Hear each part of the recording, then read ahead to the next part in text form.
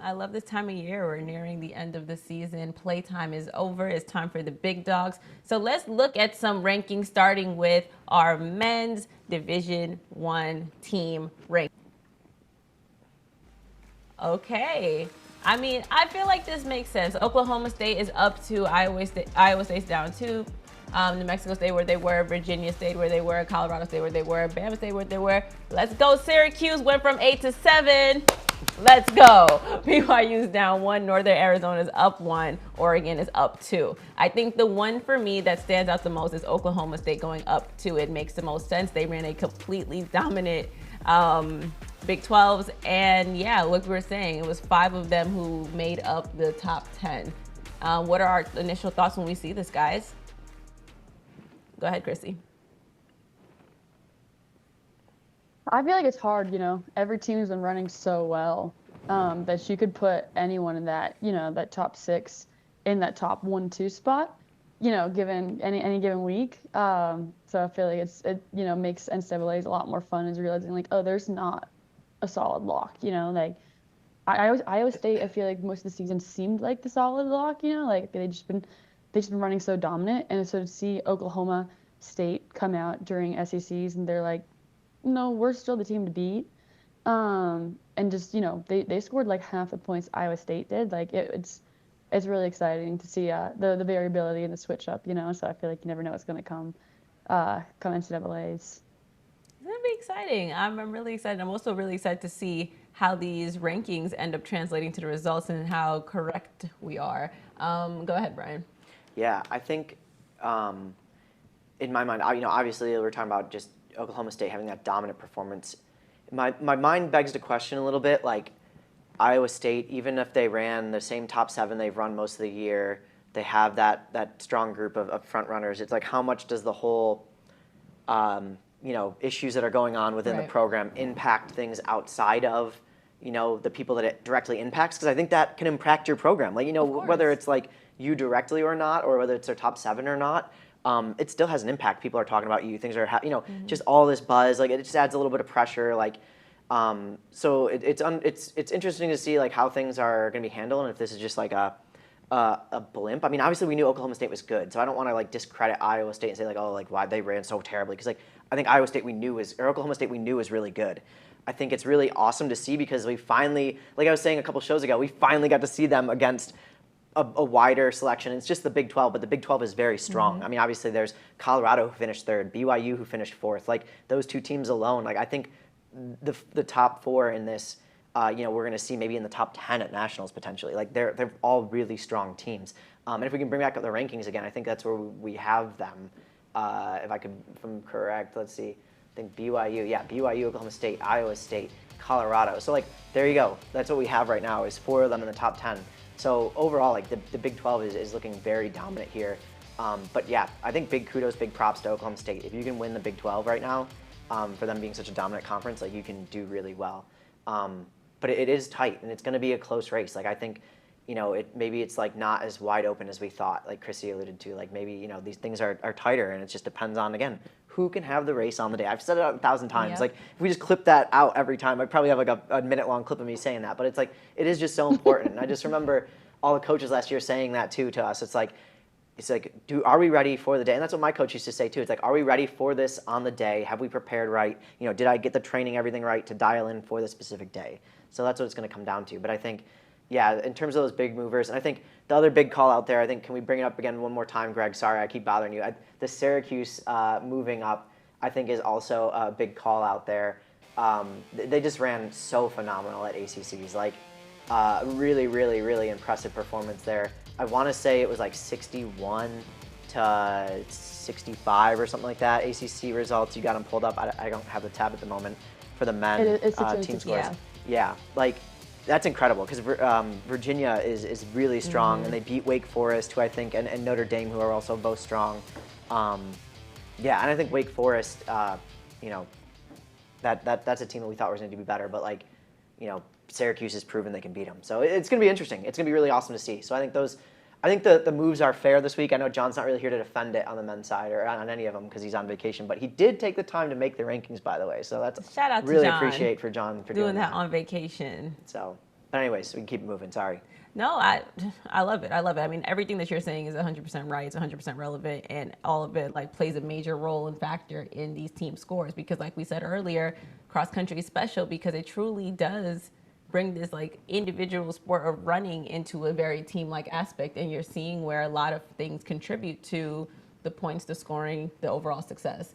So let's see what's going on with the women's side. All things said, all things considered. Let's pull up the women's team rankings for this week. Ooh. All right.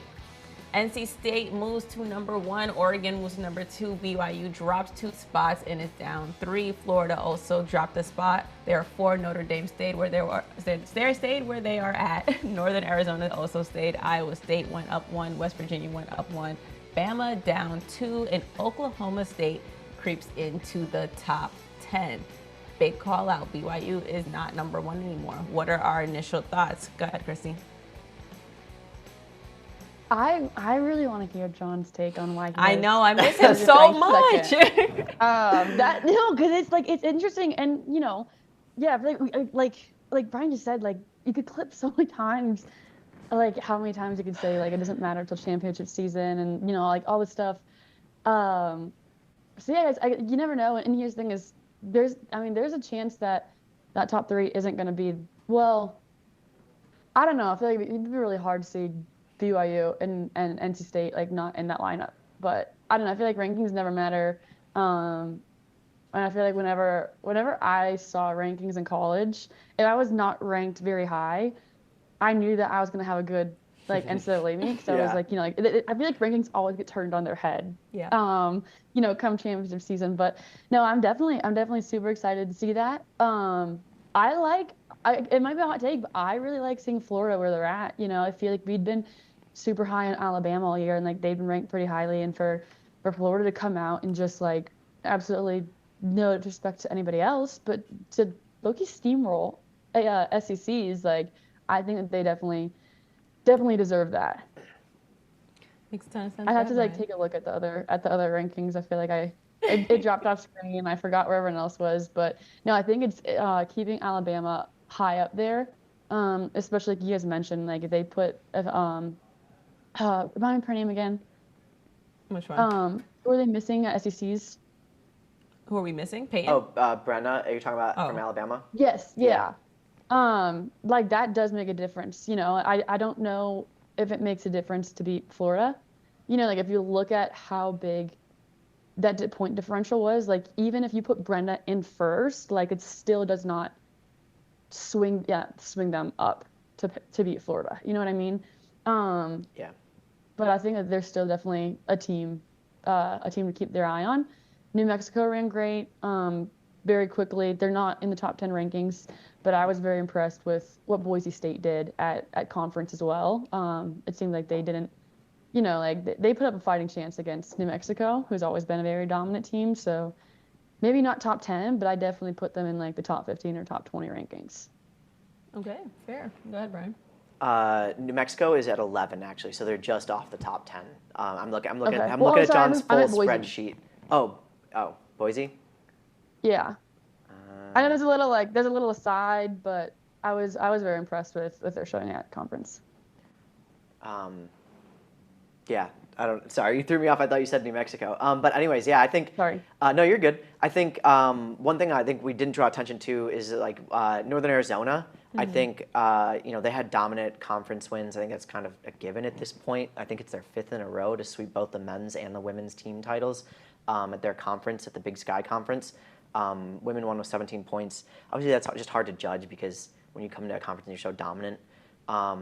But yeah, Notre Dame with a second place at ACCs. I think just the top, I really wish I could pick John's brain. I know he talked about it. He'd mentioned it earlier last show about moving NC State above BYU, but to drop BYU to 3, I want to know just what the thought is behind that. Because I think, again, Oregon is good, and they put on a dominant showing at Big Tens. But I don't know, man. I just think I know, again, I've been harping on the fact that the whole team score matters and everything, but having such a low stick in Jane, she's going to finish, in my mind, I can't see her finishing outside the top 5 unless she has just something go wrong, which, again, I hope doesn't happen. I don't see it happening. But, you know what I mean? That's a 5 points, and then it's like, that's like factoring, okay, then does NC State, I guess they probably have that. They have at least 1-2 really strong. So it's an interesting move for sure at the top of the list. I wish I had more insight into that, but I think I could stand behind this, though. I think I could get behind it. Just like based on how strong the ACC has been, this year on the women's side, with Notre Dame and them in there. I do think Alabama should not have dropped a couple spots like they did. I'm still high on them. Again, it's my coach from college is the coach there. I think, when you end in Brenda, they do get a little stronger. And then Iowa State and West Virginia are both good, but I think Alabama probably should still be above them personally. Okay. So, just thoughts. I feel like John made the rankings and he said, "Let me just throw this into the fire." And he's enjoying this right now. Yeah. He's enjoying this. He's gonna watch this and be like, "Yes, my master plan is working." So let's get some more context into this and let's pull up the D1 individual men's rankings and see what movement we had there. Okay. Not much. So Hoptum Samuel, Brian Massal, and Solomon Kipchoge still makes up the top 3. I think a call out to definitely talk about is Rocky Hansen of Wake Forest being number 6. Guys, we were kind of gung-ho on him before even off camera, before we started recording. He had such a great showing out at ACCs and really showed a big dog in him. And I will obviously talk about him a little bit more later, but what are our initial thoughts when seeing these individual rankings, guys, on the men's side? Go ahead, Chrissy. I feel really good about them. Honestly, yeah. I like your note about Rocky. He had a monster performance to win ACCs, And it wasn't even he just edged someone out. I got the win by a couple seconds. It was a good 20-second win. Convincing, for sure. And Gary Martin and the people behind him, no less. It's not it's not like he won a conference that is really solid, but there's no superstars. He got ahead of a lot of heavy hitters. So I like where he's at, and I'd love to see what he can do on the 10K. 100%, right? Yeah, I think. I mean, it was wild because, like you said, like Gary Martin's no slouch. He's a really good racer. He won ACCs last year, defending champion, and I want to say it was 2 or 3K or so where Rocky just dropped the hammer. He just went for it and just didn't look back. And it's to be able to do that and have that confidence and just go out there, it was impressive. He just was, there's almost like a Jane type performance where he just he went for it. Maybe not quite, well, kind of on that level because I think he's also set a course record, and that's a pretty historic course too, Tom Sawyer. I think the big move here, Calvin Cherriute from Florida winning SECs. He was ranked 26th. He moves way up to 9th. That's a pretty big win for him from SECs, but also he won pre-nationals and he was 6th at Gaines Creek. So I think just looking at that, I think we're maybe a little bit hesitant to move him up, finishing 6th at Gaines Creek, and then pre-nationals was a little bit less of a deep field, but then to see him at SECs get the win, it's he's proven he's the real deal. I think he's coming together. I think Will Palmer's putting together an amazing athlete with him, and then obviously on the women's team side, really, really strong performance. So yeah, I think the other couple just small movements, Valentine Sosa from CBU, Robin Kemoy-Berra from Iowa State took a jump from 12th to 7th. So some call-outs there. But Hoptum Samuel, Brian Musal still remain our 1-2. They've been our favorites all year.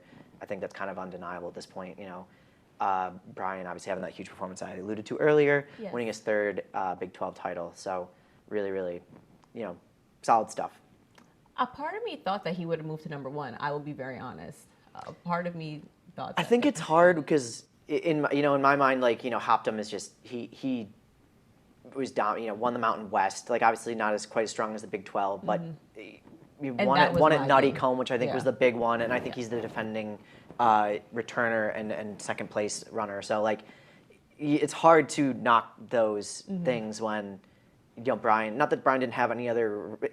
Again, we didn't see Brian against any other competition until now. So it's I still think it's a fair placement to have Hoptum ahead of Brian. Yeah, I don't hate it. I definitely don't hate it. But a part of me almost would have liked to see, a small part of me would have liked to see Brian number 1. Yeah, it'd be a mix-up almost on the women's side. It's well, yeah, I can justify it, but it's hard. It's yes, exactly. Yeah, it'd be one of those. Yeah. I have very conflicting views right now in my head because I'm not mad at it, but I also would have liked to see a little shift. You know what I mean? But let's look at the individual rankings on the women's side and see what movement we had there. Okay, we have Doris of Alabama at number 1, still Jane at 2, Grace Hartman 3, Pamela Kosgei 4, Angelina Napoleon. There goes your girl, Chrissy, number 5. That's what I'm talking about. So our top 5 is pretty solid. Had a little bit of movement, 6 through 10. What are our thoughts, guys? Oh, actually, let me start with you, Chrissy. Yeah, you've been talking about. I will say, go ahead. I really appreciate John and his rankings. And Angelina had, one heck of a run at ACCs. So impressive. She's someone who we've seen, if you look at her track record, like just keeps getting better all season. And seeing where she started at, what's it called? At Nuttycombe. Like, it gave me a lot of hope because, like, okay, that's a starting point. Like, that's going to be scary where the finishing point is, And, we saw her, move ahead, take the win at ACCs. And I really appreciate that John's like, yeah, hey, that was really good. We'll move you up. But, like, we're not putting you ahead of Grace because, like, Grace is just so solid, and one race doesn't define you. But, I'm feeling really good about these rankings. Again, I feel like we mentioned earlier, with, like, the men's team rankings. There's definitely, come nationals, there's going to be a lot of shaking up, and it's like the top 10 rankings that we have right now is not like necessarily who we think. It's hard when like there's like 30 people that could place in the top 10, you know what I mean? But it's like there's not 30 spots for the top 10, there's only 10. But yeah, I think all those women listed right now, like they definitely proven themselves all season, and in the past, obviously. And they deserve, they all deserve to be top 10. So we'll see who it's going to be in November. Right. Ryan? Yeah, I mean, I agree. I think it's kind of fair. And I do like what you said about Grace, because I'd be like, man, Angelina, she ran really well. Like, she beat her teammate Grace. Like, she should be ranked ahead. But I think, like, you're right. Like, looking at the full body of the season, I think that really also speaks to the depth, and I think why we see, NC State jumping to the top of the rankings, too, is, like, when you have those 1-2 interchangeable and your spread is, like, better and moving to closer together because you have that top stick, but everybody else getting better to get to the top stick. That's why I think you see them so close together, but also like kind of interchangeable. Like in my mind, you could flip their names around and it'd be cool, or it'd be fine. I think obviously Pamela Kosgei stays at 4 since we've only seen her race like once. Obviously being at, as we mentioned to earlier, at the conference meet. I think the biggest switch ups obviously came like 6 through 10.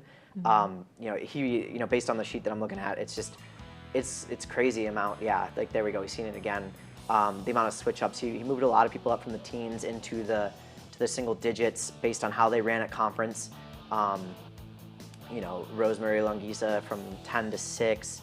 Let's see, Joy went up from West Virginia from 19th to 10th, which is a pretty big jump. But obviously after seeing Jane run really well on that course, Joy was not just behind her, but she was second behind her. So Mary Boner Dalton from Notre Dame from 18th to 8th for second ACC. She was 4th at Nuttycombe. So I think he's starting to give people credit where credit's due when they string together a couple good races. And I think we saw it in the men's rankings too, like I said, with the from Florida, Calvin Chariot. So just these lower top 10 athletes getting really their dues and respect after running a couple of solid races and now proving themselves at conference. Again, where we talked about it matters. Things really start to matter for team scoring and to show that you have what it takes when we get towards the championship part of the season. Yeah, and I think it says a lot. I think, John can be a tough critic sometimes. So when he definitely gives that respect, it's like you can tell or from jump that these were not fluke runs. These were very solid runs. They were very honest performances. And he made sure that it would reflect as such in these rankings. So, I mean, again, we are nearing the end, guys, and it's going to be a fun one this season. This season has been, a lot of drama, a lot of ups and downs, a lot of movement, and it's going to be exciting.